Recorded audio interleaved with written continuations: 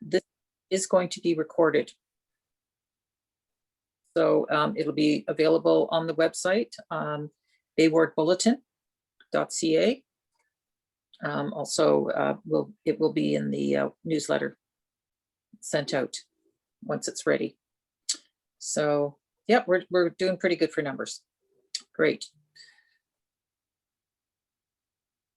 Okay, so I'll more formally welcome everybody.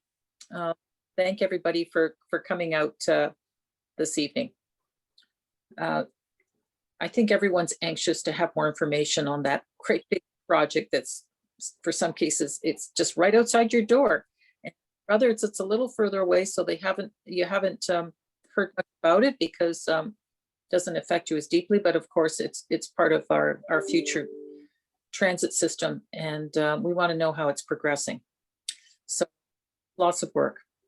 So the way we're going to run it is that I'm going to introduce Damon from the Stage 2 team, and he'll introduce everybody on the team who's here to answer the questions that were submitted ahead of time.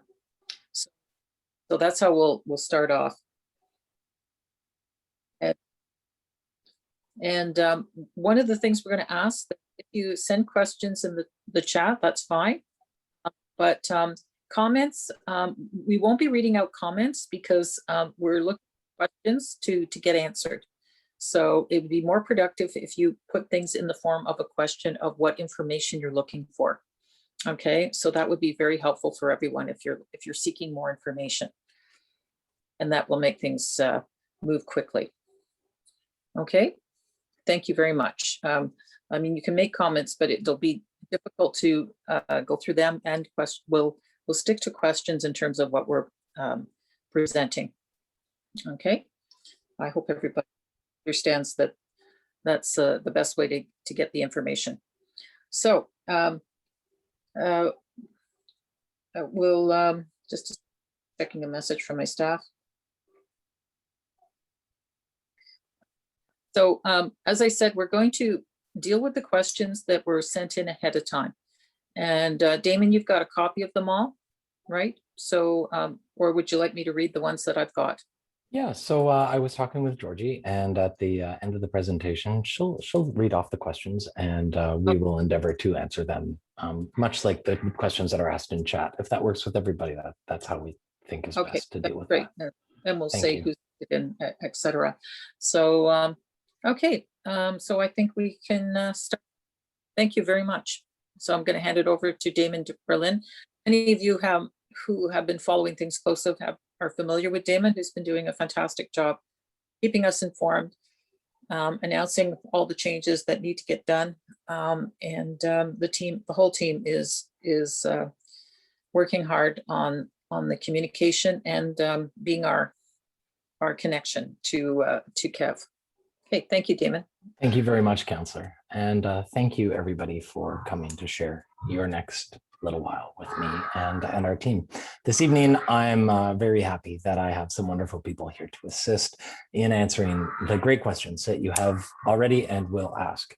From the city side, Rosanna Baggs, who supports me in Ward 7 in technical, bridging the gap between technical and construction and design with what we need, which is resident and stakeholder support. I have Campbell Inwood, who is our manager of traffic for the Stage 2 project, and so dealing with some of those other questions that you may have. From the CAV side, I have Jaimie Robinson, who is the director of communications and stakeholder relations, has more experience than I do. So over 10, that's pretty incredible doing this kind of work. And Jennifer Falconer, who joins us as well from CAV, the Deputy Director of Communications and Stakeholder Relations. So thank you all for coming to support this this evening.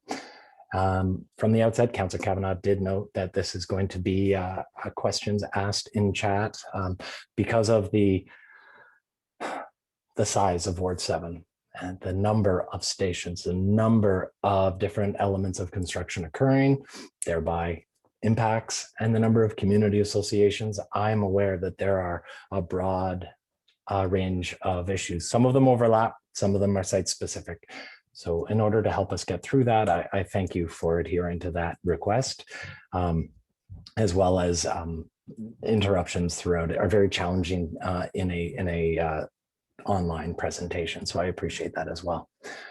So with that, I'm going to get started. Thank you very much. I think there we are. And so the stage 2 project is an extensive and inclusive project. We take people all the way from Moody to Trim in the east. Now that's an incredible feat. In the east, we only have 5 stations, whereas we have a multitude more. We'll go into details here. And then in the south, we extend all the way down to Limebank, Bowesville Airport.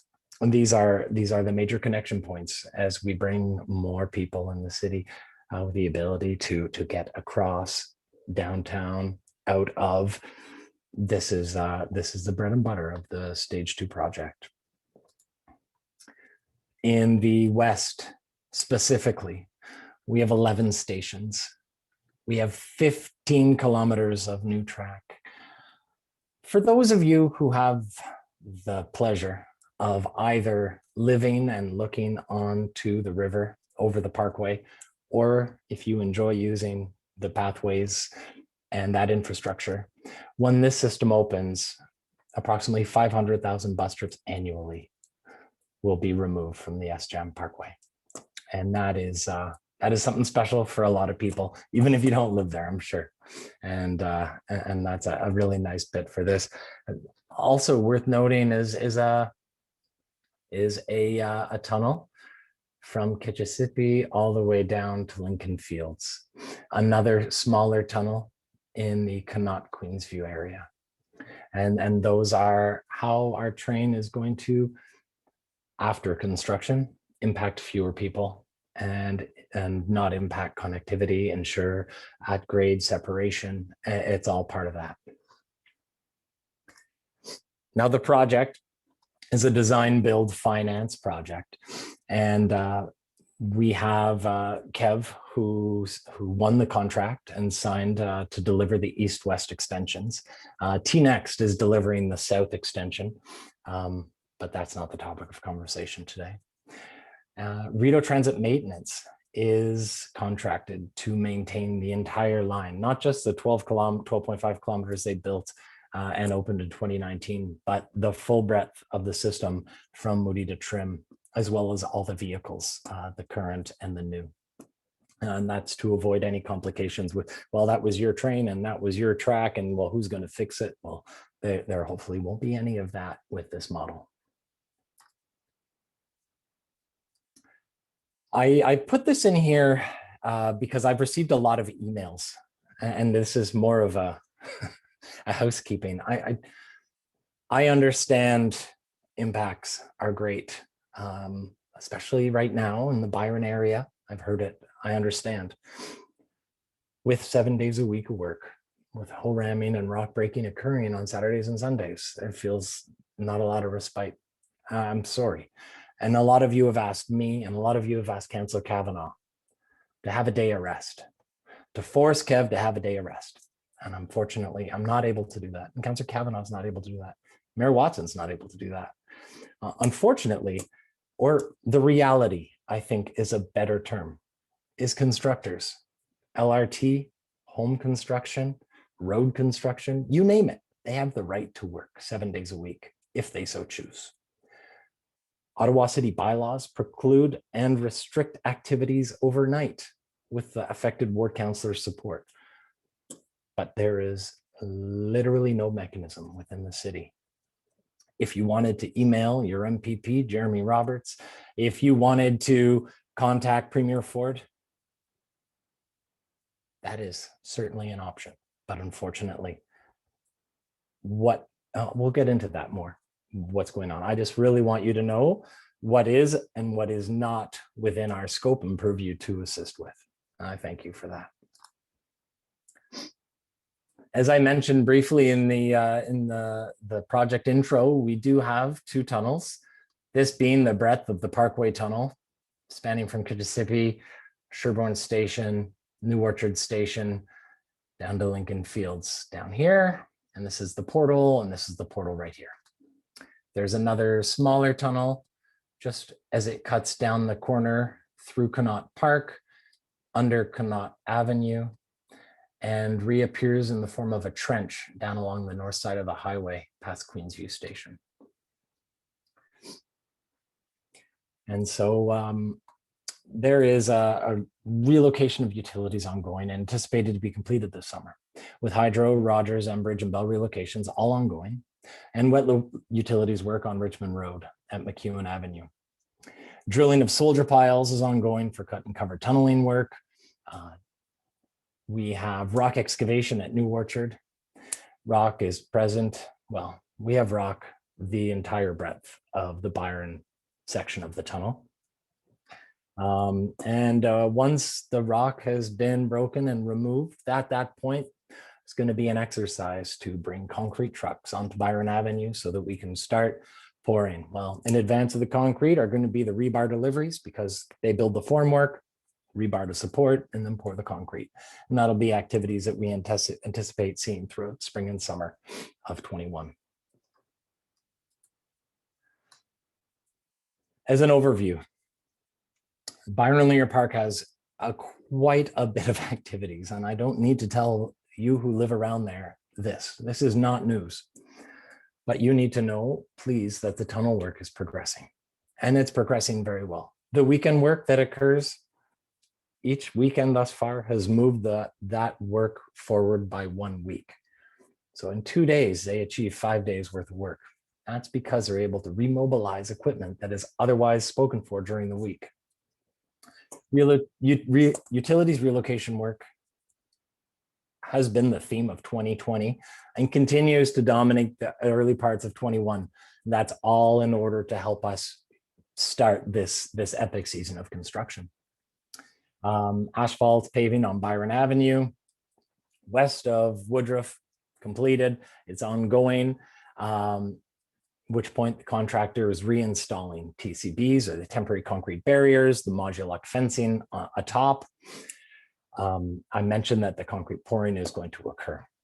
Now, that means that we will have the echo barriers reinstalled once the concrete barriers are in place to be installed upon. I talked to you about the advantage of the rock breaking on the weekends, and that is a huge ability to move the project schedule forward. We'll go into more details, and you saw in the 90-day notice, there will be a 13-day closure of Woodruff, and we are restricting truck hauling to arterial roads. Sherbourne Station, formerly known as Cleary Station. So tunnel construction across Byron Linear Park, it's going to continue through 21. A new water main installation at Cleary is planned to begin to be completed, by August. And you can expect, as motorists, road detours at Cleary Avenue and Richmond Road as this work is ongoing.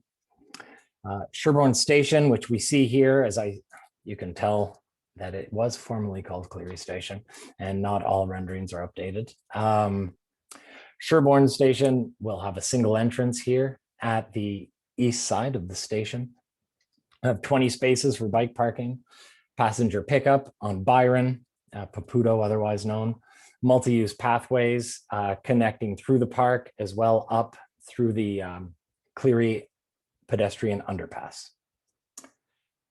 At this point, I would also like to point out about renderings. We've received some great feedback from some residents about renderings, about what's included and what isn't included. Renderings are photorealistic artist interpretations based upon incomplete design work. Renderings are a fairly new construct with projects. 20, 30 years ago, they didn't exist, and we'd be relying on construction drawings to help tell a picture. What I mean to say is that the technology to develop these is in its infancy. The comments we've received is that they are not inclusive of individuals, of race, of abilities, mobilities impaired, that they don't have representation in the wintertime we have shared these comments with the constructors. We have shared these comments with our design team. I can tell you that we are taking your words seriously and we are sharing them with those who develop them. So thank you for that, and I appreciate the understanding. The Byron Linear Park 13-day Woodruff closing. In this image, you can see the section. Basically, the tunnel goes along Byron Linear Park. We need to get the cut and cover work working underneath Woodruff Avenue. In order to do so, 13-day closure of Byron will allow for the excavation, removals, and lastly, decking of the roadway to thereby reallow north-south crossings of the Byron Linear Park at Woodruff. 13 days feels impactful. It is. Pedestrians, as you can see here, will continue, and cyclists will continue to have the ability to cross the work zone safely. Vehicles will not. For vehicles wishing to cross the area in the west, the signed detour is Croydon Avenue, and in the east, the signed detour is Churchill Avenue. A notice will be delivered. We are finalizing the information. Once that comes out, more precise information will be shared and posted online.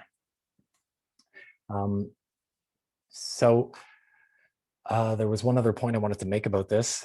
And so there is going to be quite a bit of impact because as we've seen with the Woodruff water main works that are occurring here over the last month. Sorry. Oh my gosh. Thank you. I've had some problems with my computer today. I do apologize. There's a lot of rock to break, and so it will be excavated, broken, and removed. And that is 13 days will allow for that. Kev will be attempting to schedule the noisiest parts during the day, removals in the evening. Sometimes that will be possible. Other times it's all noisy work, but they are certainly cognizant of the fact that this is impactful and their interest is not to totally rile the entire community as a result. Now the cut and cover tunnel will be constructed to an approximate depth of 10.5 meters. And effectively, not the excavations, but the construction of the tunnel will go until 2023. The rock breaking, obviously, because we have all of that rock, they break it, they remove it, we will have the space. This is incredible. At New Orchard Station, as you can see, the installation of soldier piles continue supporting excavations, and rock excavations are proceeding. At New Orchard Station area, they reached a 10.5 meter depth. They still remain some pump pits and elevator pits, but otherwise they've reached maximum depth required. That is attributed to the last 2 weekends of work. Now, New Orchard Station is a station with 2 Paputos, 2 passenger pickup and drop-offs, just right here with restricted times. A little update for the community. If you haven't seen my emails, there will be no other formalized parking on Byron west of Woodruff. I know that there was some miscommunications with what was on our website, and that I believe has been resolved. We did have some issues with IT removing our information without telling us. It's neither here nor there, and I do apologize for any miscommunications that the community had as a result. There will be 5 fare gates, 2 elevators, as with Sherborne, 20 bike parking spaces and 4 benches. Like Cleary, it is an open air station. That means that there is no roof to the tunnel. There will be shading above or coverage above on the platform. Well, it will have, as you can see, the only thing above grade here is the head house and elevator shaft, the entrance and fare gates. The rest of the infrastructure is all below grade. Construction will begin in 21 and will be completed in 23. If you were part of the February 10th Wood Park presentation, you would have seen this slide. This work is required to relocate a sanitary line at McEwen. It was delayed and will, however, result in the temporary closure of the sidewalk. And they anticipate that this 6-week work package to occur between May and July, pardon me. It is a 6-week package. Each section will be broken up in about two weeks each. Please understand, construction schedules do have a tendency to shift. Edgeworth storm sanitarian and water relocations and replacements. Now work has recently begun and is anticipated until August. The work is to replace the storm and sanitary, relocate storm and sanitary, replace water. Temporary widening has occurred over the ditches to allow for local vehicular access to access their driveways. The final paving of the road will follow the completion of the work. Now, there's something else that I wanted to mention. So driveways will be blocked. Some driveways periodically 1 to 2 days, and that's generally in a section of about 2 driveways at a time. And this could occur up to 4 times. This is not because of Kev. This is the way that utilities are replaced and realigned underneath roadways, 1 at a time. Dig, replace, fill up, dig, replace, fill up, dig, replace, fill up, dig, replace, fill up. It happened in front of my street on Iona. I didn't understand it. Now I do. And hopefully, if you have any questions, you can connect with me and we can walk you through that. Something I want to point out right now, and it's something that has been in the works with Kev and the city, in order to help minimize the impact of construction vehicles on these streets. We are reviewing a plan, as I mentioned, it's not yet finalized, to have Kev construction vehicles be able to access their work site through a right turn, southbound right turn into Edgeworth. Now, this is a dead end for all other vehicles, but if we can finalize this plan, they'll be able to access, which will preclude their requirement to access from the south part of Edgeworth. And so once we do have final information, we'll be sharing that with Councillor Kavanagh and the community at large, of course. As we move further west, Lincoln Fields, you can see the soldier pile drilling underway for the portal of the tunnel. This is 1190. Oh, geez, I'm so sorry. This is 1190 Richmond right here. As we go south, it leaves the tunnel at about here, the ramp up, and accessing Lincoln Fields up this way.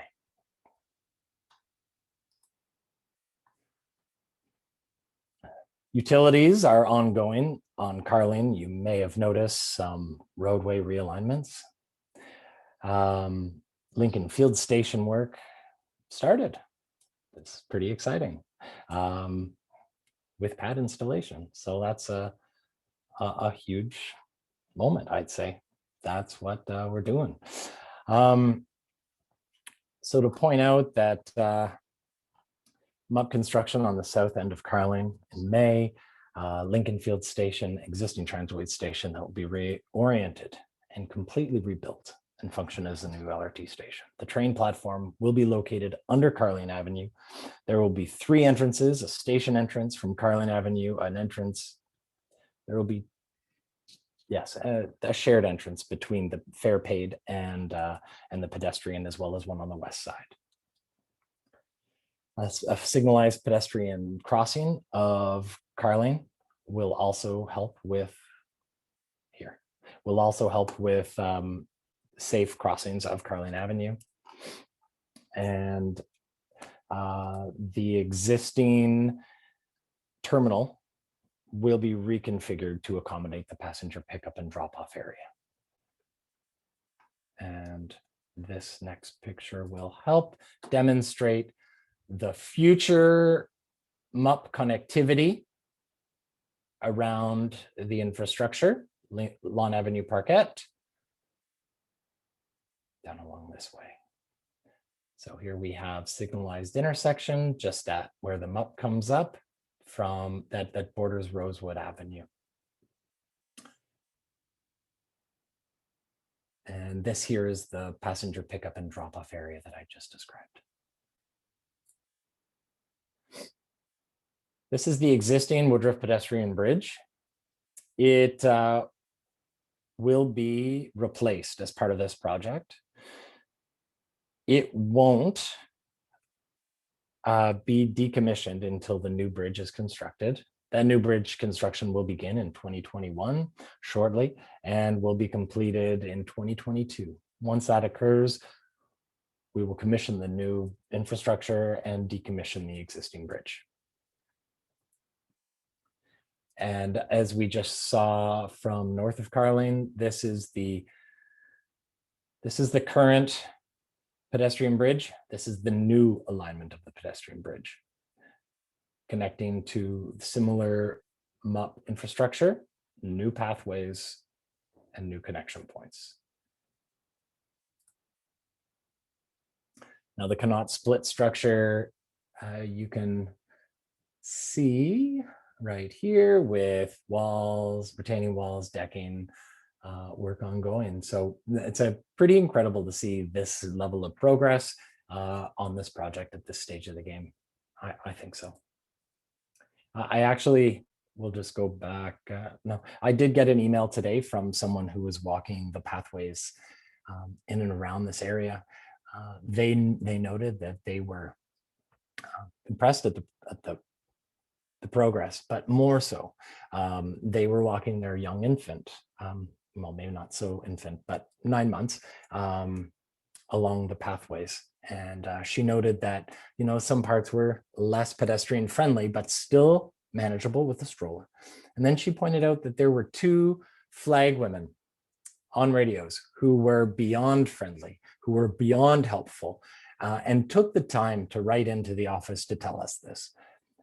I know that there are a lot of negative impacts to the construction of this project. Nobody really feels the need to give kudos. It's nice to hear every now and then, and I wanted to share that someone had a positive experience around the construction. Queenview Station, here we have the Highway 417. I don't know if you got this, but here's our new highway signage. It's recently been replaced, a smaller sign with a much larger sign. Drillings of soldier piles can be seen at this location. And the soldier pile drilling is going to progress east into Connaught Park. At this point, it's still here in the Queenview Station area. And pile drilling underway through the summer, working up to Connaught Park, utility relocation underway, pedestrian bridge utility relocation is ongoing. That pedestrian bridge that I'm referring to relates to this pedestrian bridge for Queensview Station. So just again, relocating utilities, which is part of our project to get the work done. Now, Queensview Station is a new station. As you can see, it's just north of Highway 417. The station is going to have one entrance. So I keep pointing it on my other screen, so I do apologize, but this is the station entrance. And a new public access pedestrian bridge over Highway 417. And access from the enhanced multi-use pathway and sidewalk system to allow from Queensview Drive. and Queensview Terrace North communities. And station construction will start in February 22 with a completion date of fall 23. Excuse me.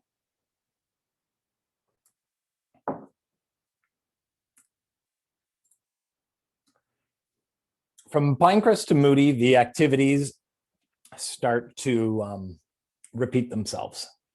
So we have a number of interchange or highway ramps that have been closed or require closure so that we can bring the alignment west or east, depending on which way you're talking. Right now we're talking west on the north side of Highway 417. So with ramp closures, and sometimes it's just short-term overnight closures, and other time we're talking 9-13-month closures. Structural work, night work is in place to reduce impacts. Of course, again, we are relocating traffic, utilities, ramps, bus lanes. This is all to make space. So that is a much repeated message. At Bayshore, work has started on the relocation of the new bus loop, again, with relocations of utilities. And so these are the ongoing messages. Future Pinecrest Station, bridge and ramp construction work is ongoing. Summer bridge replacement. We'll have temporary road closures, and the ramp closure is in place, currently in place through December 2021. And here we have bridge structure work is progressing with parapet and concrete deck installation. I am blown away by this progress. Having done a drive with Kev at the last summer, and talking about what the plan was and how the plan was for this, and that's an incredible feat. Just pointing that out. At Moody Station, we have new ramp construction ongoing with a ramp flip expected this spring. Moody bus station area relocations to start in May through the summer, and night work in this area is ongoing. I've received a few emails as of late about Moody Bridge and the cycling conditions. I haven't replied to those emails. I was just working on this presentation the last couple of days. I will reply. Thank you. Paul, Ian, thank you. The rail office had requested Sharrows be installed as part of our temporary detour and temporary works. Traffic services, the city of Ottawa, they told us that Sharrows were not an appropriate function for the space, and instead to use share the road signs, which is what we've done. What we are happy to do is to return to traffic services and inquire if they want to change their position, at which point we'd be more than happy to introduce Sharrows onto the road. And I got the impression from those emails that is something you'd like me to do. So that's something that we are going to do. Moody Station area has a bus loop relocation, bus lane work, May 21, with bridge work that is underway and is the cause of those emails. For those of you who use that bridge, you understand. If you don't, then we don't need to go into that for you. But we are working on that, and we do review it, and we do appreciate your comments, because it really helps us ensure that all the TCPs or traffic control plans, if there is a shift, if all the elements have been adhered to. Sometimes we tweak our plans based on your feedback, and we thank you for that. The LMSF, or Light Maintenance and Storage Facility, construction to start in April of this year with rebar, concrete pours, and structure. More utility relocations, and Corkstown Road realignment. That design is not yet approved. I understand that a lot of you have been waiting and asking for a year for that design and answers. And I'm not trying to be flippant. I'm not trying to stall. But if a design's not approved, then there is no design and there's no information for me to share. I anticipate in the coming weeks, and I'm excited to say this, I heard something on a call today, that there's going to be some T's crossed and I's dotted. And that will be an opportunity for us to advise Councillor Kavanagh, her office, and the community at large. And I thank you for your patience while we wait for this information. Bit of a CAD overlay of what to expect with the LMSF, or Light Maintenance and Storage Facility. I say light because this is going to be a facility that doesn't do heavy maintenance, but washes, light maintenance, sand. I believe it'll also replace their sand reserves. Sand, Damon? Why would you have sand in a train? Well, sand helps grips of metal wheels on metal tracks, and trains have sand. I now have some news that I do not like sharing.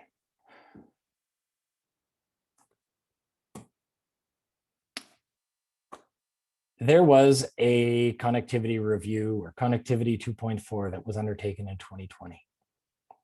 In 2020, it was proposed that we could consider a MUP on the west side of Moody Bridge. At this point, that MUP will not be built by East West Connectors, or KEV. The cost to do so would be too high. But Stage 2 believes in this connectivity, this piece of infrastructure, and we're reviewing an opportunity to construct this MUP ourselves. We don't have any finalized solutions yet, but we are pursuing them. So while we are not delivering this as part of the Stage 2 project with KEV, we do hope we are able to deliver this project, this element of the project for you, as we do, I believe, in the importance of this connectivity. Furthermore, transportation planning is leading a feasibility assessment of extending this MUP along the west side of Moody from the bridge all the way to Pulse Corners. So that would tie in. Okay, some facts, some impacts, and some mitigation. Daytime operations, 10 a.m. to 10 p.m., Monday to Saturday, generally speaking. Even Saturdays, not that often. 10 p.m., not that often. Mostly, KEV, like you or me, when we have the option, we like to close shop, go home to our families at 5 o'clock. When schedules, when other things necessitate, they might have to push that, get on another crew to work until 10. That is not their interest. That is not their day-to-day. Sometimes it's required. Just as night work, sometimes it's required. Sometimes, mostly it's not. And KEV doesn't want to do night work if they don't have to do night work. KEV doesn't relish impacting residents. Night work costs more money for KEV to undertake. KEV is building this project for the city for a profit. So obviously it doesn't make sense to spend more money when money is not necessarily needed to be spent.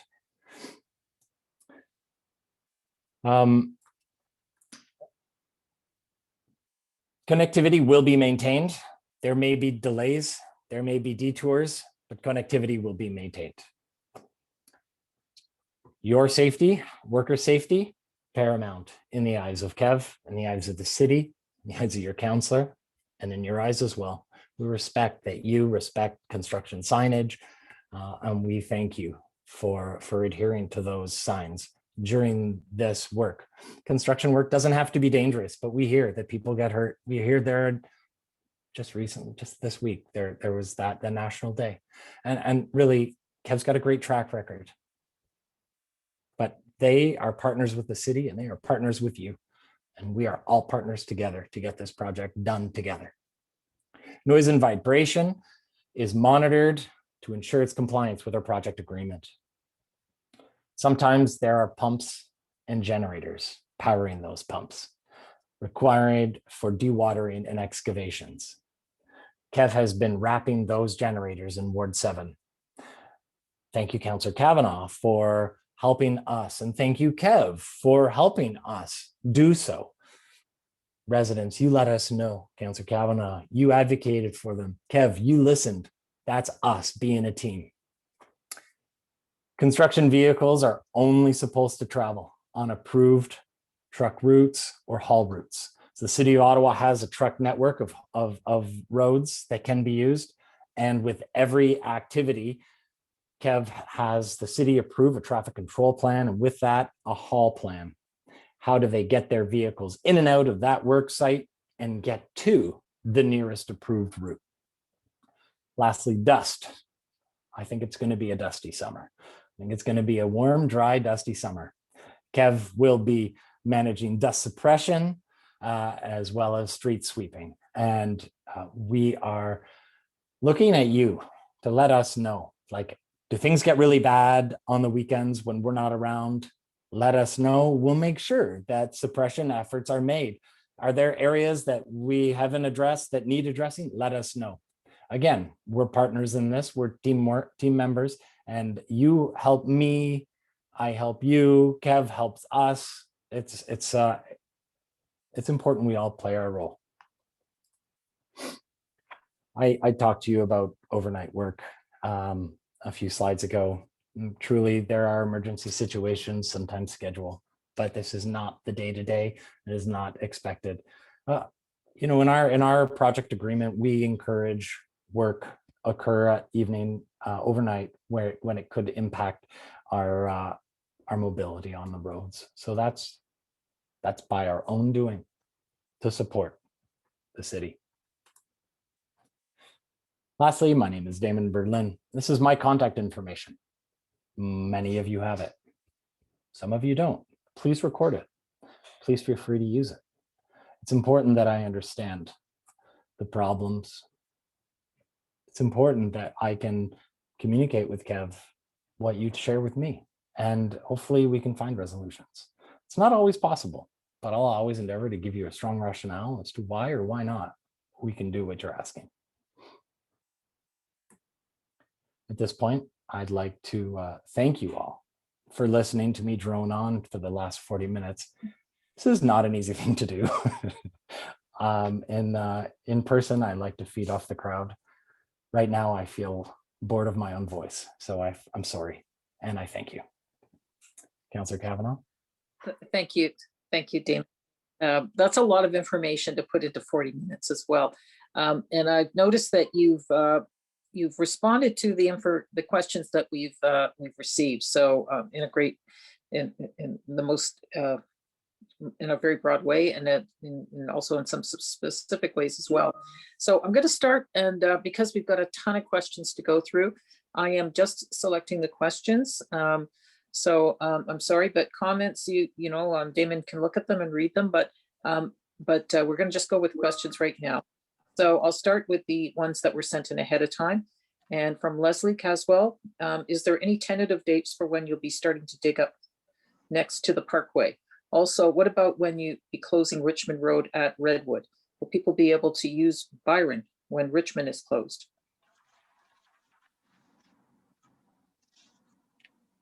So there was a few elements there. I don't know if Campbell or Jaimie want to. Yep, happy to on that. Thank you. Yeah, happy to take a run at that. Leslie, thank you very much for that question. So first one, if I pull those apart, so you were asking about when digging will start next to the parkway. Digging in the parkway is going to begin in late May.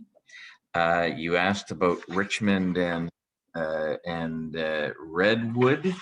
And so Richmond's not going to be closed at Redwood and Cleary. It's going to be reconfigured at the end of 2021, but Richmond will remain open. And that's much like we're creating the decking at Woodruff. Is that right, Jaimie? That same similar methodology will be employed to cross Richmond Road. Yeah. Great. Thank you. Thank you very much, Jaimie. Thank you, Leslie. Okay, thank you. Andy Church is asking, wondering if there'll be an update on berms in Connaught Park, And when will the traffic noise reduction efforts start along the Queensway after LRT and new high-rise buildings are up? Okay. Which we don't have any plans for. MTO sound walls, in other words. Okay, so good questions. The first question, I can tell you that we are waiting for a noise and vibration study, and that noise and vibration study is going to tell us a few things that we've been waiting to hear. It's going to tell us what the approximate mitigation from noise the berms would achieve. It'd be able to tell us the modeling of the anticipated volume of the passing trains. The reason why this is important is because of the feedback we've received. It seems that the community sort of split whether berms are wanted or not. And so for the most part, if they're not going to serve a function or a purpose, that they might not be the approach. There are 2 berms that are called for in the project agreement that are being delivered. It's the enhanced and the new ones that we are waiting to see. Of course, if the community wants this, something we can pursue. If the community doesn't, this is something we won't pursue. The noise and vibration study is going to help us define that. With respect to sound walls on the highway, I do not believe sound walls on Highway 417 are within the scope of the Stage 2 project, and I believe that is in the scope of the MTO, but I think that Campbell and Inwood could confirm that for me. Hi, Damon. Thanks. Yes. So I think that the question regarding the sound walls along the 417, I'd seen it earlier today, and it was related to the section between Maitland and Woodruff, where we don't have any scope adjacent to there. So no, that will not be done as part of this project, but it is something that we encourage everyone to continue asking the Ministry of Transportation about. With regard to areas to the west of where the train will become running alongside the highway, again, I don't believe there's any plans for noise walls there. I know we already have a noise wall that was built when the transitway was extended from Holly Acres to Moody, if I recall correctly, and so that would already be in place, but otherwise there are no noise walls to the east of Holly Acres planned to be implemented with this project. Thank you, Campbell. Councillor? Yes, thank you. We have, I think these questions were answered. These were from Don McMaster about the Woodruff closure. I did try to answer the questions about the renderings and the Woodruff closure. If anything wasn't answered, we're happy to go through, but I do want to reiterate the fact that once the rest of the details are finalized, a notice will be sent out. Portable variable message signs are going to be installed at least 2 weeks before the closure on the roadway. And it will greatly utilize the City of Ottawa's social media network and Councillor Kavanagh's social media network to get that information out as well. Thank you, Don. Yeah, everything will always be put in the Babel bulletin. Yeah, and just to reconfirm it again, so it is late May that, and it's for 13 days. So it's not a particularly long closure, but as Damon did a great job describing it, it will be impactful for the community, but it's the best way for us to get in and out of there as quickly as possible. 13 days, end of May. Okay. And it runs. Okay, and update design for Sherbourne LRT station.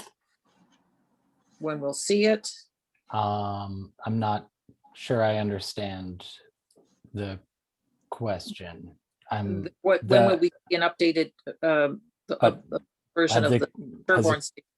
Has the community seen a design of the Sherbourne station? I don't ever recall sharing it. That was my question. I'm not trying to be difficult. How can I give you an update of something that we haven't shared? Yeah. I think he meant from the rendering. I think that's what he's referring to. Oh, okay. So there's no obligation to update renderings. We did request renderings for every station at the outset of the project. As things are updated, Kev does update a few renderings each year, but certainly not the full breadth. They do cost a lot of money and they do provide a real help to the residents, But again, since they're not billed as, ultimately, the name will change and maybe a few other design elements. Okay, thank you. Updated LRT West Phase 2 plan. When will we see an updated LRT Phase 2 plan, including following milestones? Byron Tunnel completion, Richmond Road update, SJAM Parkway overpass near Sherborne Station. Okay, well, the tunnel, as mentioned in the presentation, is anticipated to be completed construction in 2023. I don't have the information readily available about the Cleary underpass. It's a bit outside of the scope of the ward at this point, but I don't know if Jaimie has that information offhand. If not, we can get that. My colleague will have it readily available. And there was one other area you wanted an update for. Richmond Road complete street, is that it? Or the current works on Richmond Road? Richmond Road update completion. Yeah, but So, I think that implies that. I think you're right, Councillor. I think it implies the Richmond Road complete street. That is part of the project agreement.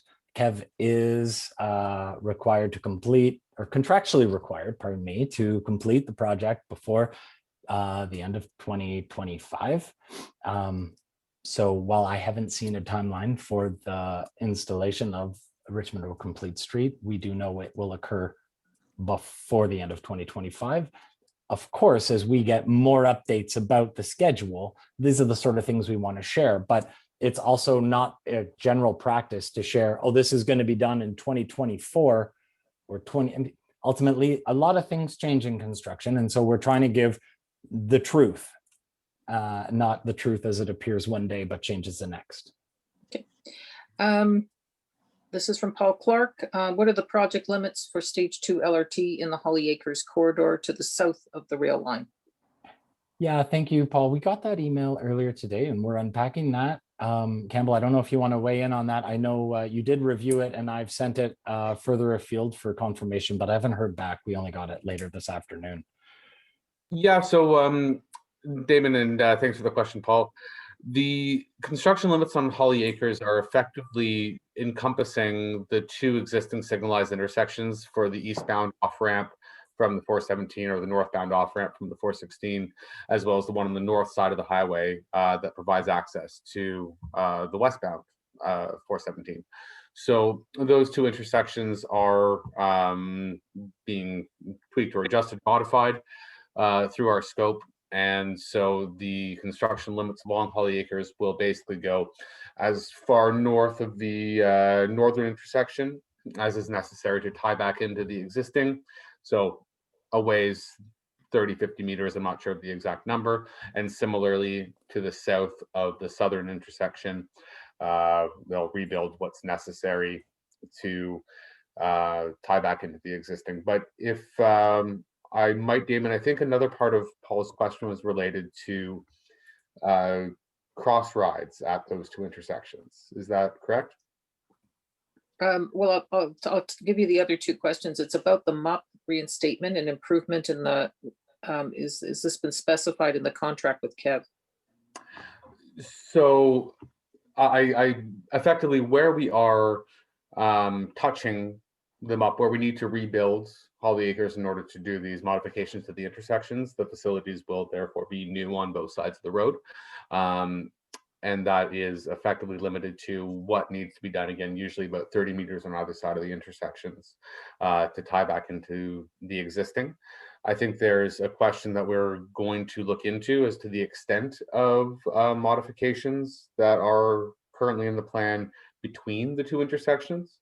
So we will be coming south of the northern intersection and north of the southern intersection, but I don't know if the dots get connected in between. So we are going to have to verify that, and we can follow up by email separately.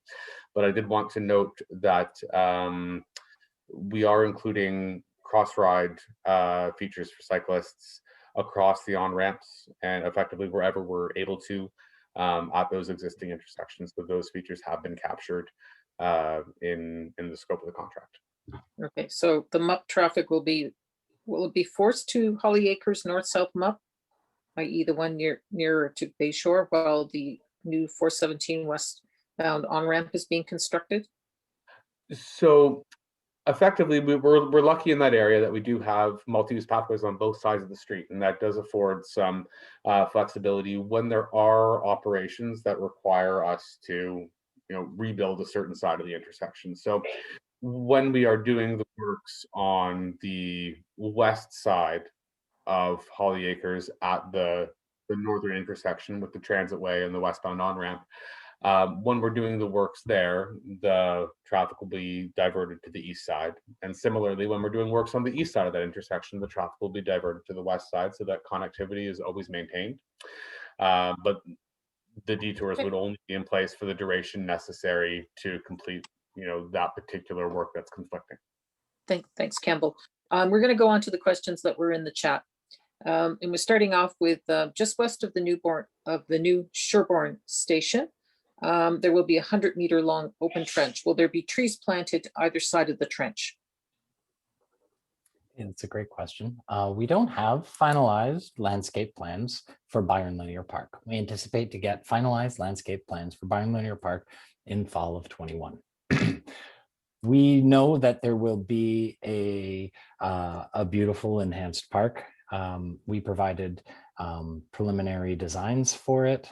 We have received a list from the community during our 1.5-year consultation on the park. We received a list of trees from the community that you wanted to see in the park, and that list of trees, it's what Kev is building their design plan from. So I do love the fact that while we're not today consulting on what will be done, we did consult and you have contributed, and that's a lovely thing to know. Where those trees are going to occur, I don't know yet. If there's space on either end, I don't know. What I do know is there's an interest in having MUPs on the north and south side if there's room.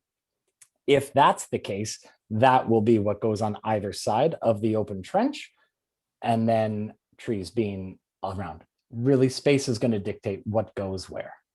Thank you for your question. Thank you. Why did the construction contract not specify work hours? The city of Ottawa doesn't have if you can work as any construction project 7 days a week, why would we limit the construction abilities of the project that's not building the home next door or building the condo down the street, but actually building a service for the city? It's a city project and the city's going to benefit from it. I don't see the value in limiting the days of work, and the city of Ottawa limits the hours of work. We don't need to bake that into the contract. The contract says is that Kev has to adhere to federal, provincial laws and municipal bylaws.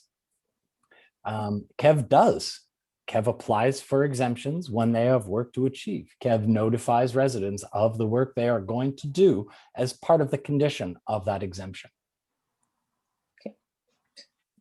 This is actually not a question for the team here, but someone is asking if there's any advocacy for Friends of Pinecrest Creek in terms of daylighting Pinecrest Creek, which is an NCC question. And I did ask NCC to come, but they were not available. So I'm going to keep bugging them though, just so you know. Next question, will the access routes for rebar delivery and concrete be consistent with the current routing to avoid traffic through the neighborhood?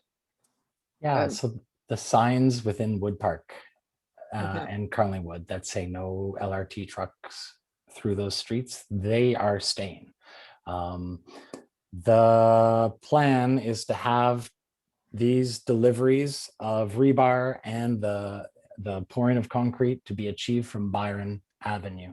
That's going to necessitate temporary closures of a few blocks at a time as the work progresses. So not one static over the next 4 months, but likely for a few weeks here and a few weeks there, and not all the time, daytime only. Because what we have are deliveries and trucks. When those deliveries and trucks go away, then the road is open again for everybody. I want to thank all the residents of Wood Park and Carlingwood who do keep a keen eye about errant truck drivers who don't see the signs, who haven't been read the riot act from our friends at Kev.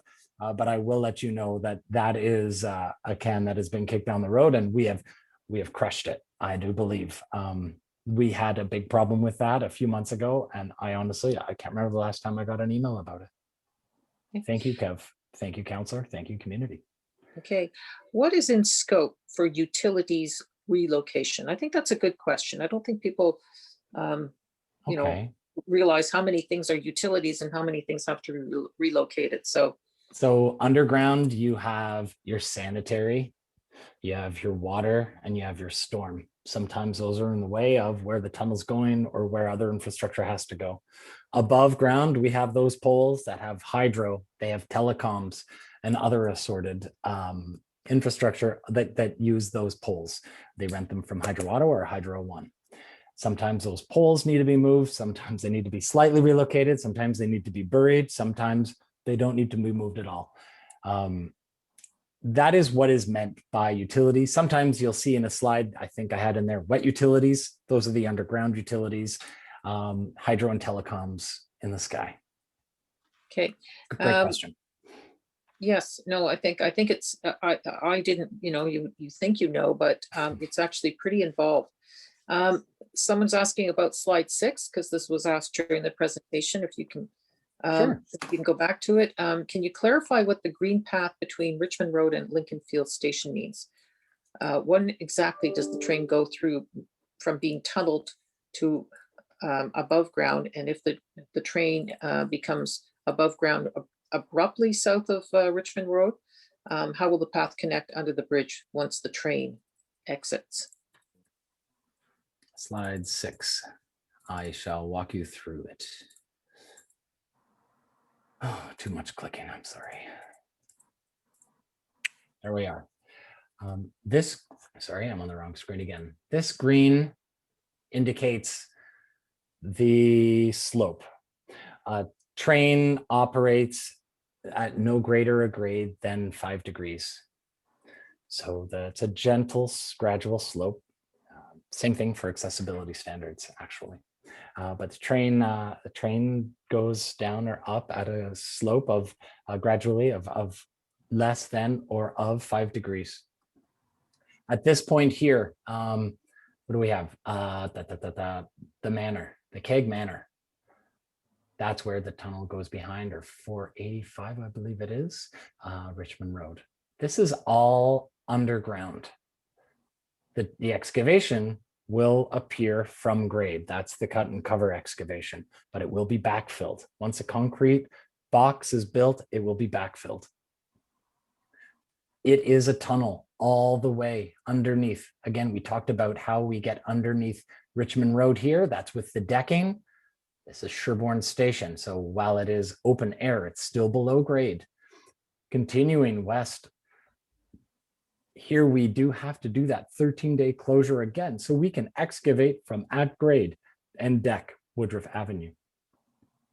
As we continue underground, again, New Orchard Station, also open air, but underground or below grade, pardon me, that's the right term, as it continues west underneath Byron Linear Park. At this point, hard to tell in the details, but it does swing north through McEwen Park and then down, because the turning radii of a train is also something we need to be cognizant of.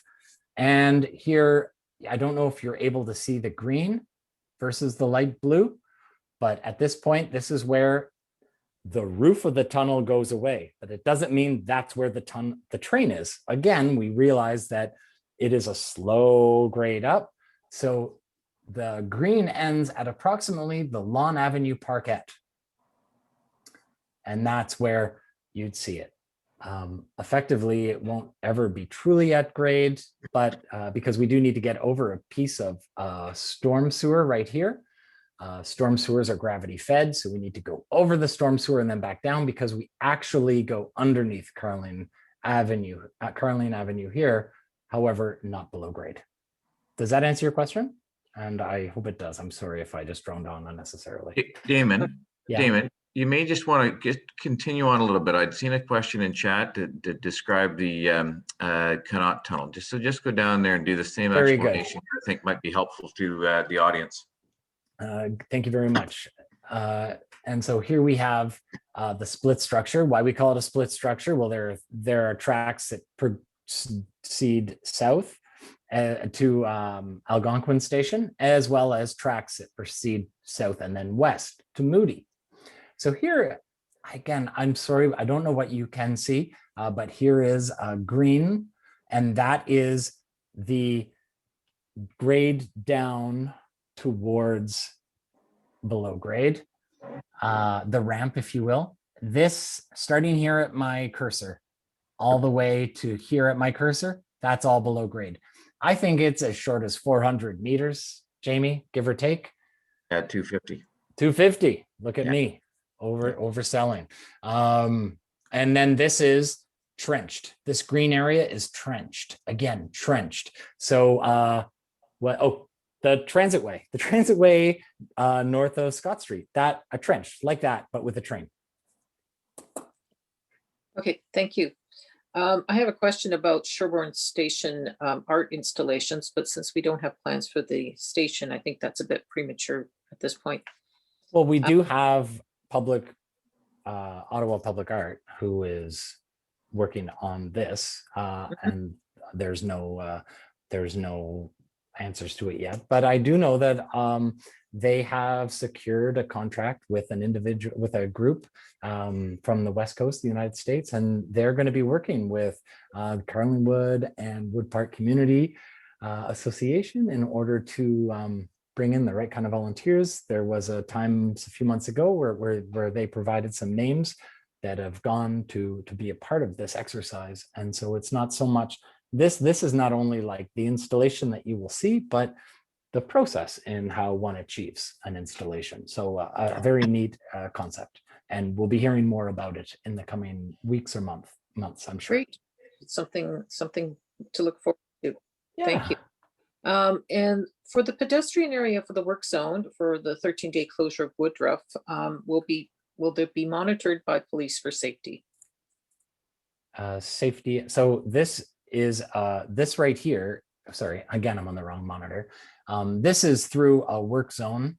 So that a work zone is monitored by constructors. They are required to protect their spaces from errant pedestrians or cyclists or kids. My kids, oh my gosh. But they'll just imagine a fence and you'll walk through a fence corridor. For any of you that existed around Bayview Avenue, Bayview Station construction in stage 1, many of those MUPs went through construction areas. They had, at that time, there was work over them. So there's shields above and fences on either side. And that's how pedestrians will get through. Campbell, I don't think police are required for this closure because it's static, but I will defer to you, sir. That is correct, Damon. So once this closure goes into place, we are like you say, going to be in a static operation. So there's not going to be 24/7 police presence for the entirety of the 13-day closure. There will be police required when we instate the closure and when we remove it, as we have whenever there is, a special need to control traffic at a traffic signal. But once the zone is set up, it will be set up and left there. And as you say, Damon, it's the contractor's responsibility to secure their work zone, and consequently, it will be secured to prevent any members of the public getting in there accidentally or otherwise. And I would like to just point out, thank you, Campbell, and thank you, Councillor, but this is a very important thing for the community. I know that things happen, fences fall down, people push them, wind pushes them, whatever the case. You're my eyes on the ground. If you see something that is unsafe, you need to let me know. Please let me know. Jaimie is a responsive individual. I get him on weekends at nighttime. Councilor Kavanagh, she's always emailing me on the weekends, and I'm quickly sending them over to Jaimie. And I'm, you know what? I got great people here, and they're looking out for you, and so am I. And I want to thank you. Okay, thank you. Great. Okay, we're going to Lawn Avenue Parquet. Why is Kev using Lawn Avenue Parquet as a roadway for construction vehicles? Well, Lawn Avenue Parkette is a construction zone. There is work going on in the Lawn Avenue Parkette to replace a storm sewer, which is why you'd see vehicles.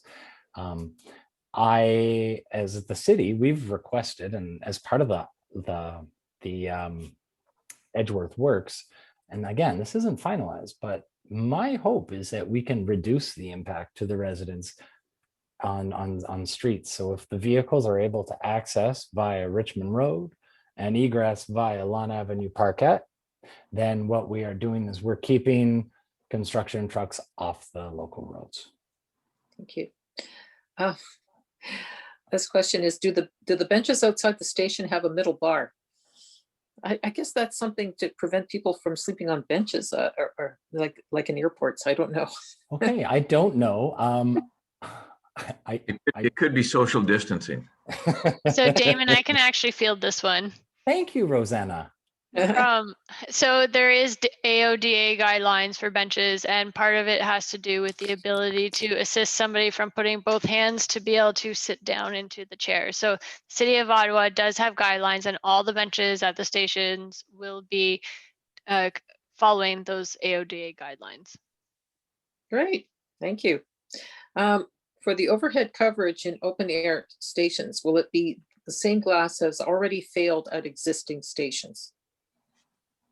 I didn't know the glass had failed, but I haven't really left my house in a year. I did see when they were installing it that there's a real talent to tension just right. And if you got just a bit too much, there'd be a spiderweb effect as the glass was cracked. But that also shows that the safety precaution of no shatter was working. I'm not sure if that's what you're referring to. And I honestly Talking know. about faster due to snow. Sorry, due to snow. The first word keeps cutting out. I'm sorry. Okay, can you hear me? Yes, sorry. Okay, Yeah. they were talking about Tunney's pasture, that there was some issues due to snow. Okay, Snow build- sorry. Snow buildup on the existing stations. Yeah, This I is guess to do with is like on the roof. Is that what we're talking about? Yeah, overhead coverage in open air okay. station. So you know, with oh right, that's a flat stained glass roof at Tunney's pasture. If anybody lives in a house with a flat roof, it's a good idea to shovel it. I think that might be what we're talking about. But again, that's on RTM. They do manage the maintenance. Rideau Transit Maintenance manages the maintenance of the stations, and they don't get paid if they don't do a good job. They don't adhere to our standards. So a flat roof is a flat roof, unless I've misunderstood the question, which I apologize. And I do encourage you to email me and I will endeavor to answer that at a better. I think there was an issue of quality. So maybe that can be taken away. How will you remove snow from the deep, long, narrow, open trench? If it's open. How will we remove snow? Well, trains move snow, right? Snow has to fall really fast for trains to not be effective at moving the snow. On those rare occasions where that happens, they have those machines that have been using with the brushes, and some have plows, and that's how snow is removed. Unless Jaimie has another idea, that's exactly how I believe it will be managed. Oh, that's the best answer, Damon. Okay, thank you. Will Kev, this is again about Edgeworth, the north end. Will Kev crew enforce construction vehicles access only at the north end of Edgeworth? And that was the issue about there was cars going through. If we accept this plan, then that will be their responsibility to only allow construction vehicles. Campbell, please correct me if I'm wrong. No, that's exactly it, Damon. The intention is not to change public traffic patterns whatsoever. In fact, we're going to considerable lengths to ensure that public traffic patterns remain exactly the same on Edgeworth throughout this work. And so in an effort to reduce the distance that trucks would have to travel within the community to get to those construction sites, we have looked at an option to have just construction vehicles turn into Edgeworth from Richmond Road. And so the expectation is that at the end of every work shift, they're going to be closing that off with chain or the barrels, or some method that will be checked. And again, like Damon says, we're sure that our eyes and ears in the field will let us know if there are any slip ups in that regard. But absolutely, it is not intended to create any additional access points for anyone other than construction vehicles into the community, and we'll be diligent in following up to make sure that that's happening. We do. I think this is probably based upon Friday's events. What I would like to point out is, I think it was talked about in Facebook for hours and hours before it actually reached Councillor Kavanagh's desk and therefore my desk. If you see something that is not untoward, feel like, please, engage your community, but please let us know, because I read it later and it's like, well, you didn't do it till the end of the day. Well, we didn't know till the end of the day, and we would have done it right away. So please let us know and we will action right away. That is our desire and our commitment. Thank you. It does help to have the emails coming in because it's not always possible to respond on Facebook and for immediate things. Or even no. Yeah. Yeah. Thank you. Will there be any parking at Lincoln Field Station? There will be passenger pickup and drop off at Lincoln Field Station. Much like now. Yeah.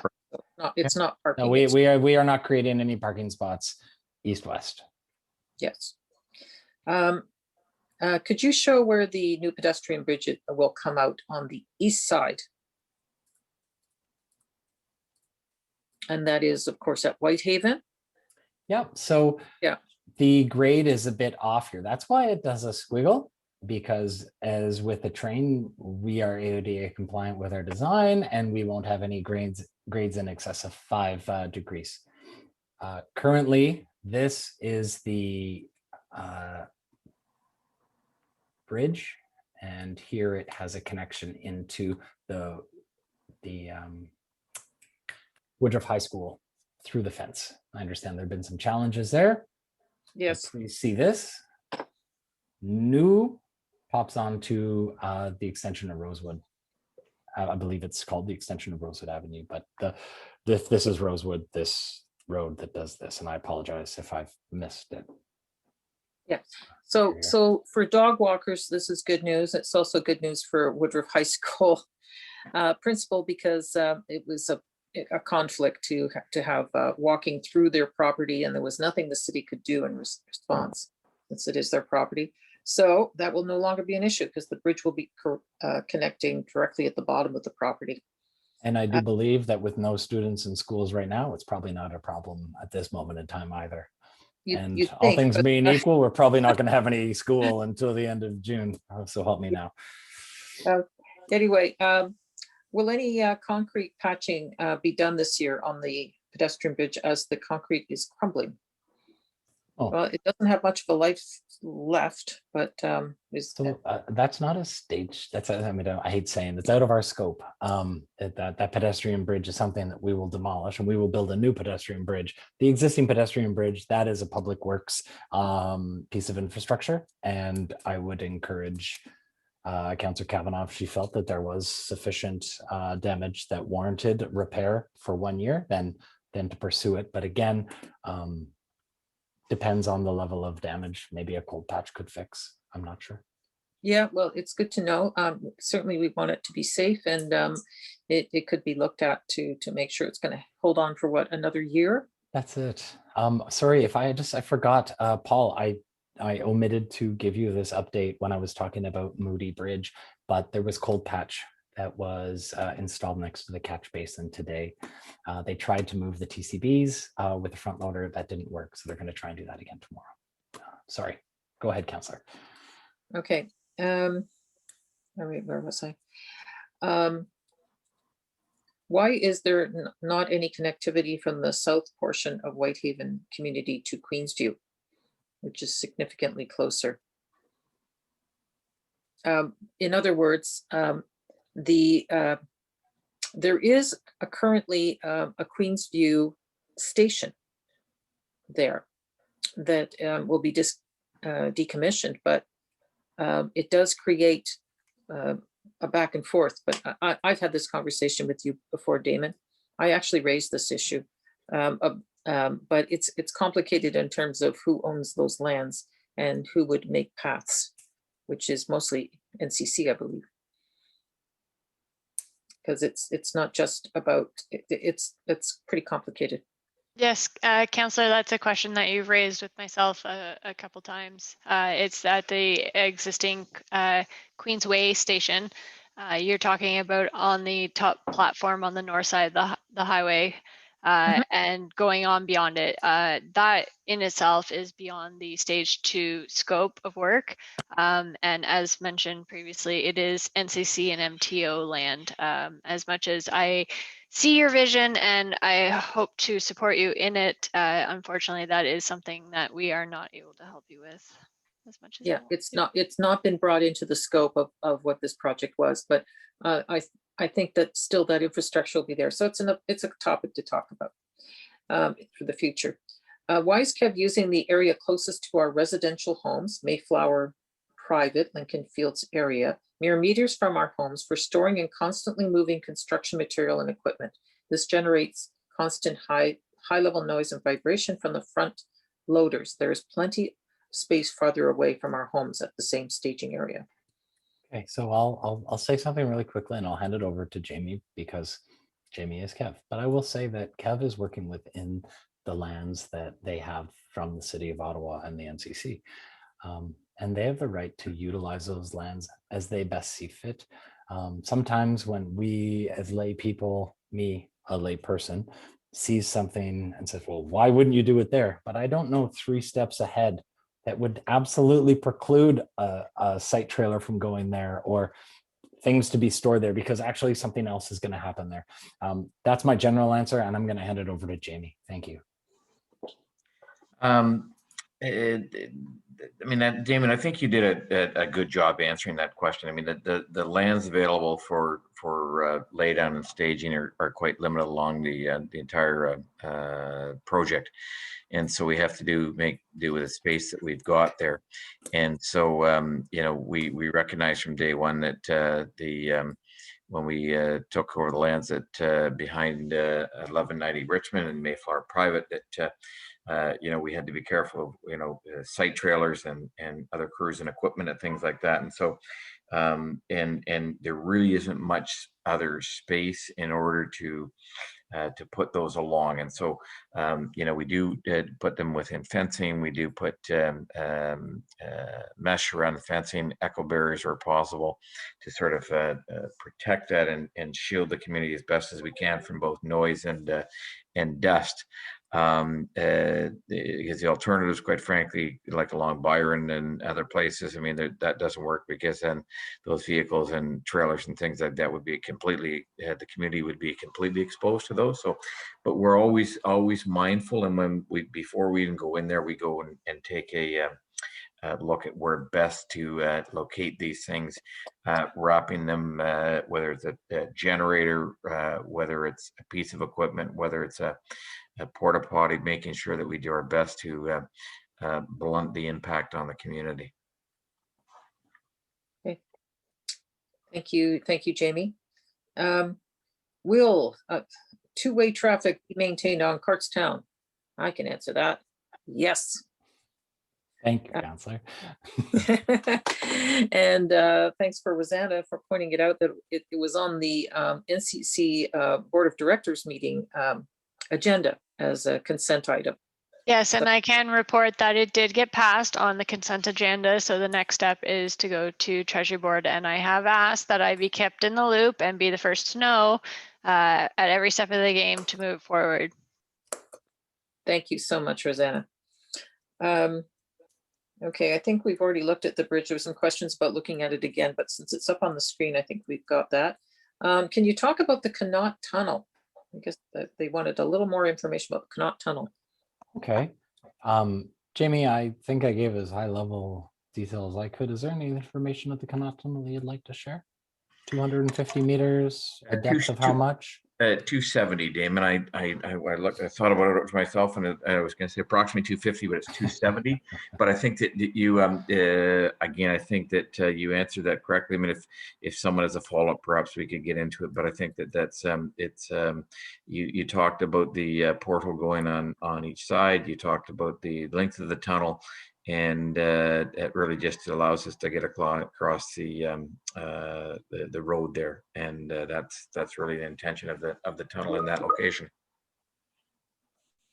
Okay, thank But you. just to Jamie's point, if we've missed the question, and it's likely I might have, and I apologize, we'll put my email address on at the end of this again, and I want you to please follow up, and I will do my best to unpack that for you. Okay, I've got a questions about Queensview Drive and hello? Oh, sorry. They're asking about access to the Queensview station and the parking lot. Will it be reopened between Good Life and the building beside it?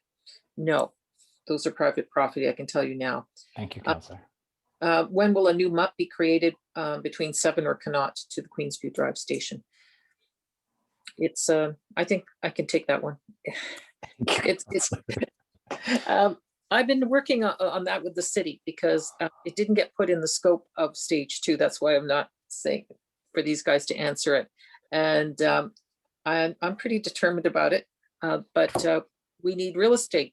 We have to expropriate a home. So it will be complicated. And because it's outside of the scope and it's an extra cost. And real estate just went crazy. I don't know if anyone noticed, but it would be basically demolishing a house and going through to get to that street. So it's still being looked at. I've got, there's a planner who's very keen on it too at the city, and we're working on it, but nothing to report at this point. What is the status of a sidewalk on the west side of Sherbourne for accessibility from Carling to Sherbourne Station? There is no update on that because it's outside the scope of stage 2 as well. It's something I have asked for on the list. It is on the list. I checked with Vivi recently, Vivi Chi, who's with the city and transportation, and it's still on a list, but I haven't, it's not tied in with stage 2. It's not like Connaught sidewalk that got tied in very early, like 7 years ago, tied in. When I got elected and came in, I saw it as a need and I asked it for it right away, but it missed being part of a budget. So it will be a city request like many sidewalks are, but we'll still be pushing for it, that's for sure. I've already explained how passionate I am about that because I still live there. Who's monitoring COVID precautions on the work sites, like mask wearing? Okay. COVID precautions are managed by the constructor. Kev has a strict safety policy, and I'll hand that over to Jaimie.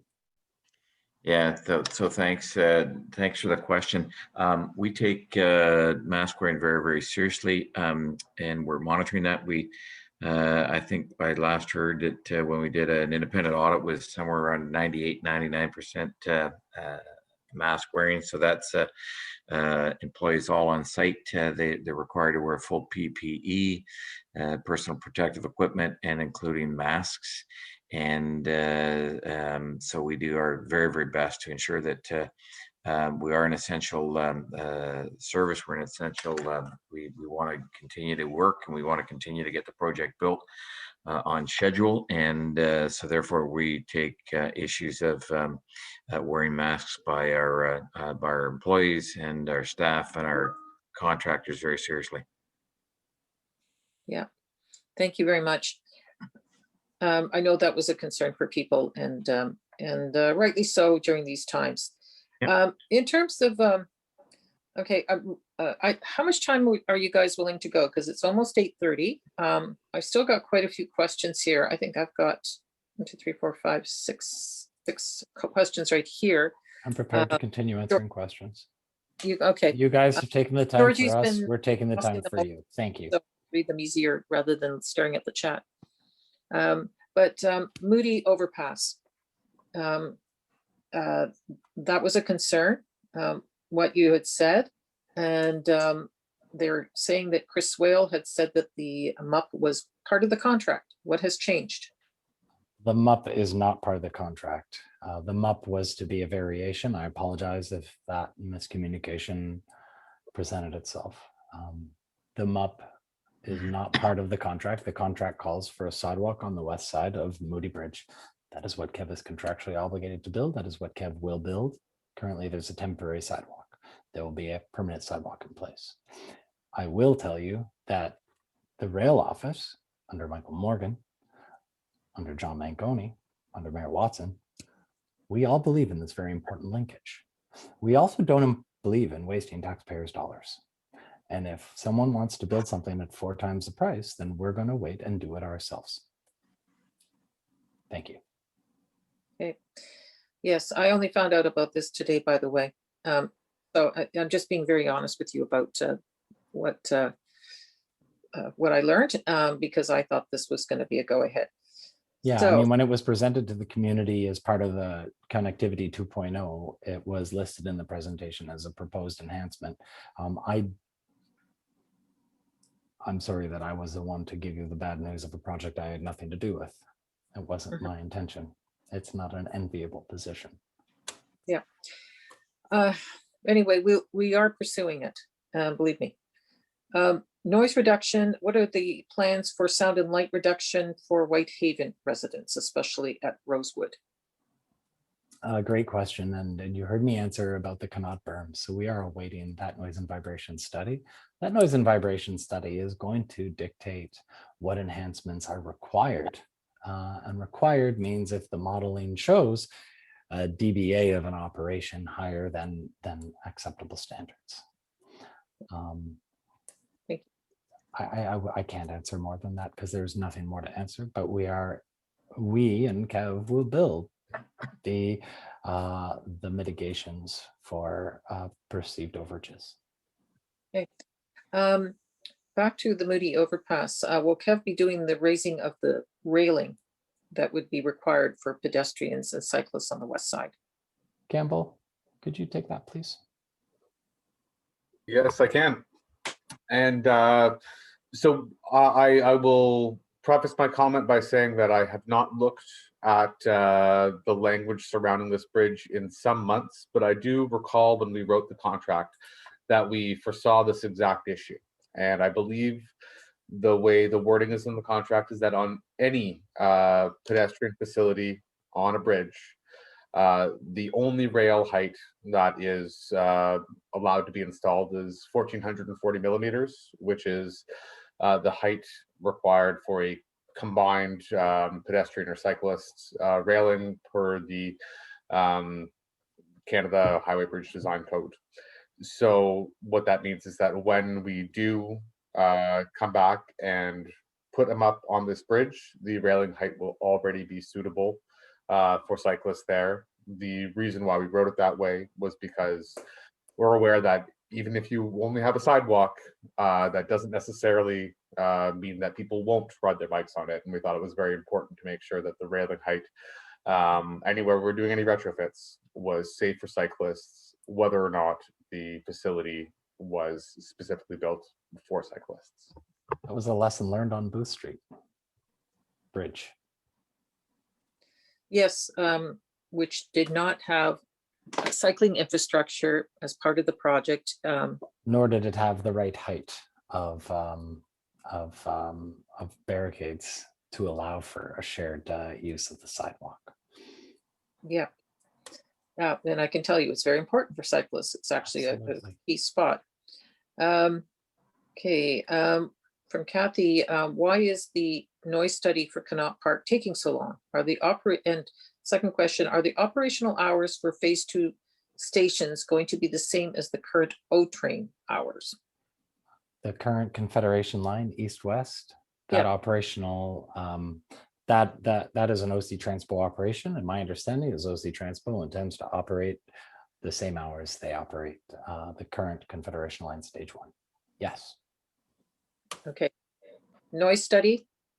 I think you've hit on that already. I'm sorry that it's not finalized. I wish it was, because I hate answering that question ad nauseum, but that's unfortunately the best I can do. I'm sorry. East side MUP on Holly Acres does not have a signalized crossing at Richmond Road. Will this be added when the west side MUP is closed for construction? Campbell, please. Yes, indeed. I sent a message directly to, I think it was Rick Nelson who posed that question. I responded to him in the chat, but when we were talking previously about when we're rebuilding the intersection, that's to the north of the 417 on Holly Acres, and we're gonna have to close them up on one side, briefly in order to do the reconstruction work there, and at that point we'll detour cyclists to the east side. And so the question is, imagine you're a southbound cyclist on that MUP or pedestrian. What happens when you get to the intersection of Richmond Road? There's not a pedestrian crossing across Richmond Road on the east side of the Holly Acres Richmond Road intersection. The way I answered the question is to point out that there is a signalized intersection at, of course, the south ramp terminal, the eastbound off ramp that is in between the north intersection and the south intersection. So effectively, we will cross MUP users back over to the west side at the first point we're able to, which is north of the Richmond Road intersection, and consequently, it's effectively a non-issue because the detoured MUP users won't have to get as far south as Richmond Road. And I'd like to point out also that we really will only be closing MUPs and detouring anybody from these MUPs for the shortest amount of time possible, which is to say only the work that's specifically conflicting with those multi-use pathways being open. So I'm not anticipating that this would be for a lengthy period of time at all. We're not talking months, we're talking days or weeks. Thank you, Campbell. Thank you very much. This question, I think it implies for Wood Park, but can the delivery vehicles be geo-fenced and tracked using their existing telematics? It would avoid the need for constant citizen complaints and clearly demonstrate compliance. So there are some vehicles that are geotagged, depending on the subcontractor. The issue with haulage and deliveries is dealing with subs of subs of subs. Some of the subs of subs of subs are like Joe's Cartage from blank, and it's the guy who owns the truck. He may not have the highest equipped. And so I acknowledge it's frustrating to be the police of your community. Growing up, my mom was a neighborhood watch. I always thought that was pretty cool. I don't know what happened to that program, by the way. But I will say that adherence to the plan and that support from the community has resulted to what, 1, 2, 3% failure rate. I think we were well above 50 when this started. So yeah, what we have been able to do is when we have photos of what truck, because again, with so many subs, how exactly do we identify who or what? That's why residents taking a photo of an offending vehicle allows us to determine whether it's a cab vehicle or not, because I know it's hard to believe there are other construction vehicles out there. And also some of those construction vehicles, like the Edgeworth and Lawn Avenue, had work at the intersection. Those trucks had to come and go from somewhere. Thank you. Thank you. We've come a long way. Damon, Damon and Councillor, I may just add, I mean, I know this has been an issue in the past for the community, and I think we've made tremendous strides in it. But I want to assure folks that, you know, whenever we hear from the councillor and Damon, my colleague Jen and I immediately raise this up to the highest levels at our construction management team, and it goes directly to the senior manager at the contractors or subcontractors that are working with us, because it's as far as we're concerned, it's zero tolerance, and it's often it's not regular drivers, it's often a rookie driver or something. So, but that there's lots of signage, and they're told, and if and there have been issues, I think that we've called out, or even some drivers have been disciplined. I understand because of if this is something that we take very, very seriously, and it's commitments we've made to the councillor and the community to use only approved haul routes and not to infiltrate into the community where people are living and working at home every day. Okay, thank you. I'm just looking at next questions here. We got to wrap up soon, and I apologize. There's a ton of good questions. Whitehaven was asking about, are we expecting more traffic at the Woodruff High School area? And can we evaluate making a specific path for walkers and not just a wide road? I think you're implying about the MUP, not actual road.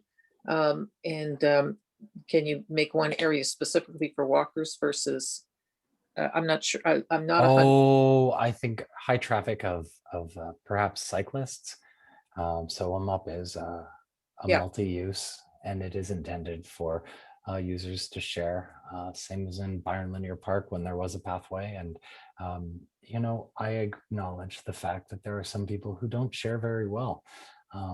They might hang out with my 4-year-old, but it is incumbent upon us who use these shared services to share accordingly.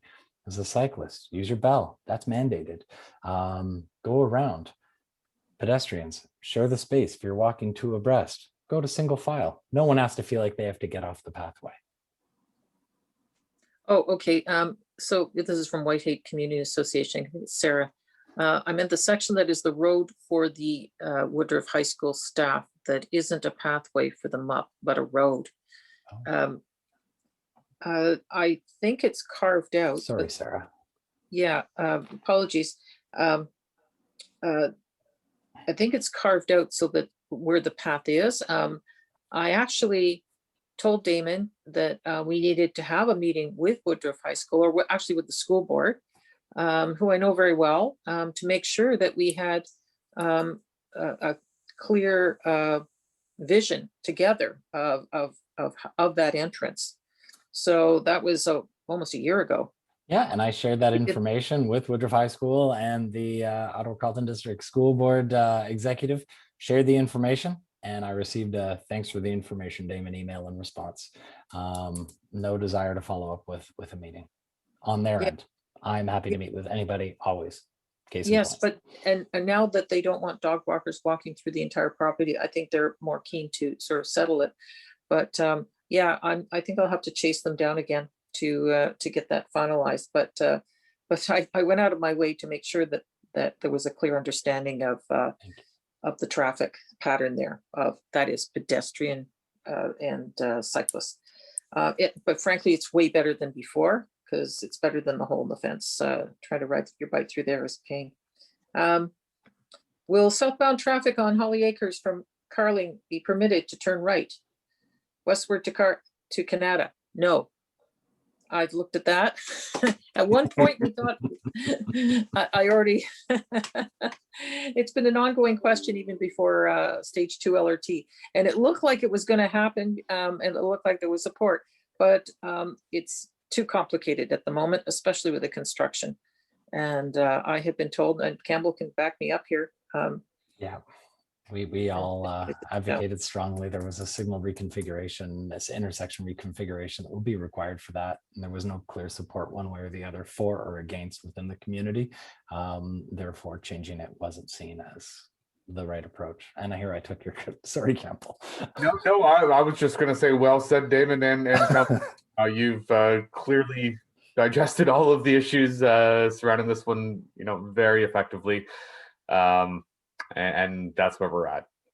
Yep, thank you. This one's for you, Campbell, and I got this sent to me. Because of the detours, people are doing U-turns, and they're doing it at Des Moines and Watson. Watson Street is parallel to Pinecrest there. So they go off onto Des Moines and they kind of look for the first street to turn around and do a U-turn because they screwed up or you didn't know it was closed off. And there's been a lot of people doing that, and we did bring that forward, but I think it should be looked into. And that's something we certainly can look into, Councillor. I think this is the first, candidly, concern I've heard about U-turns occurring on side streets off of Jamorier. And I guess for the sake of those in the meeting who aren't aware, we've closed the on-ramp from northbound Greenbank or Pinecrest to the westbound highway. However, the on-ramp to the westbound highway from southbound Pinecrest remains open. So if you are heading northbound on Greenbank and you've missed our detour signs that we have posted on northbound Greenbank at Baseline, encouraging you to head west on Baseline, or if you've missed our signs on Baseline telling you don't turn right if you're going to the highway, continue straight on Baseline to pick up the next ramp further downstream, you will end up northbound and unable to get onto the highway as to head towards Canada. And so, although we have a detour route posted that would take traffic north on Pinecrest, west on Richmond to pick up the on-ramp at Holly Acres, there are indeed some enterprising people who may find it more convenient to pull a U-turn somewhere else as opposed to following the signage that we have posted. Okay. And so they will. We can perform, sort of counts, ask to work with the constructor to see if, get a sense of the number of vehicles that are doing it. However, without going to particularly, restrictive sorts of measures, it may be difficult to eliminate entirely. And so, Councillor, would be happy to follow up with you separately to ensure that we're getting you the information you need. Thank you. Yes, I did have that raised. I've only got 4 questions left, and that's it. No new questions, please, unless you just mailed them to us. bayward@ottawa.ca. That would be great. Damon Berlin at ottawa.ca. That would be fine, because we're still working through these. Okay, is there a contract between the city and Kev publicly? Is this publicly accessible information, the contract? No, an active contract between these two parties is not publicly available. There is a redacted version of the project agreement on the Stage 2 website at ottawa.ca. Thank you. Thank you. Are the detours for OC Transpo going to look like around Pinecrest and the 417 interchange? I'm not sure if I understand that. Campbell would and does. So eventually we will need to close the transitway between Pinecrest and Bayshore when we start putting tracks on it. And so I assume the question is to do with what will OC Transpo do when we close the transitway? And the answer is between Pinecrest and Bayshore, buses will be using the 417 and will be basically using the outside lanes that connect the on-ramp from Pinecrest to the off-ramp at Richmond and onwards towards Moody. And in the eastbound direction, buses will be getting on the highway at the Richmond on-ramp, near Holly Acres to head east. They'll be getting off at Pinecrest and will serve temporary stops there before heading on to their regular route, where they pick up the transitway again at Queensway Station. Hopefully that provides a clear answer, but again, please feel free to follow up if that didn't cover it. Okay. This is kind of outside of our area, but for Tunnies to the S-Jam, when will the buses be detoured onto an extension of Churchill over to Workman Avenue? Okay. So the construction for that begins this year, and I believe it's next summer, but Campbell can tell me specifically. I think June. That is correct. I think it is late April 2022 is the date that I've got circled in my calendar. Okay. All right, thank you. That'll be a biggie. How are buses going to travel between Lincolnfield Station towards the 417 at Woodruff and towards Baseline or Algonquin Station? I'll get all bus questions now. Buses that are going to leave Lincolnfield Station and head to the westbound 417 are going to do it exactly the same way they do now. we've got enough space in the corridor to ensure that the transitway can remain open. We may need to shunt it off to the side a little bit to make enough space to build the rail, but we've got room in the corridor to keep the transitway open there, which is excellent. Makes my life a lot easier. Now, with regard to buses that are heading south to Baseline Station, again, we do have enough space in the corridor to get them underneath the 417 and to get them to Iris Street. Right now, if you've ridden the bus through there, you'll notice that there's a little deviation of the transitway through our deviation of Iris. We moved Iris out of the way so we can build the bridge that will eventually go over the train. And now we need to move the transitway out of the way so we can do some other important work to do station construction and water management and such. So right now we keep the transitway open, but eventually we're going to have to close it. And when we close it, we're going to close it at Iris and only between Iris and Baseline. And at that point in time, buses will head east from the transitway to Woodruff and then continue south down Woodruff to Baseline Station, and the opposite in the northbound direction. Algonquin Station. Okay, thank you very much. Lots and lots of good questions tonight, and this is massive. I just want to give a special thank you to the staff, Damon and Rosanna and Jaimie and everyone. When I started out, it was difficult to get information because we didn't have enough staff. Frankly, Damon was there, but it was a lot of work and trying to keep up with everything. And I appreciated that the city made good sense to bring in more staff, and it's made our lives easier just to get to troubleshooting, because things happen. Things happen that we didn't plan or expect. This is a major construction site, and you guys are the most affected in the city. Damon and I have talked about this, of how close this is to residential, closer than anywhere else on these projects. We've taken a look at that, and I've talked to Michael Morgan about that. So you are greatly affected. The other side of it will be you'll have that station right near your homes. So it's a lot of pain for a lot of gain. And I thank you. It's not been easy, but you're hanging in there. So thank you very much, Damon. I know you worked really hard on all this stuff, and we had a lot of last minute information to go through. This is massive, and I appreciate it. And thank you for all your hard work. Thank you to the team. It's anyway, the questions are going to keep coming in, but it was great to show it all at once. And for people from different areas, you get to see what's happening in other areas, just to give you a big overview. Thank you. And get some rest, and another busy day tomorrow.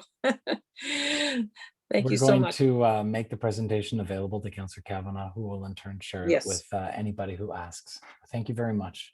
And a big shout out to Lucas. Honestly, I have not recognized a face at every single event I've ever presented at or been at. And thank you. Thank you for showing such a concerted effort to our project. I mean, everybody.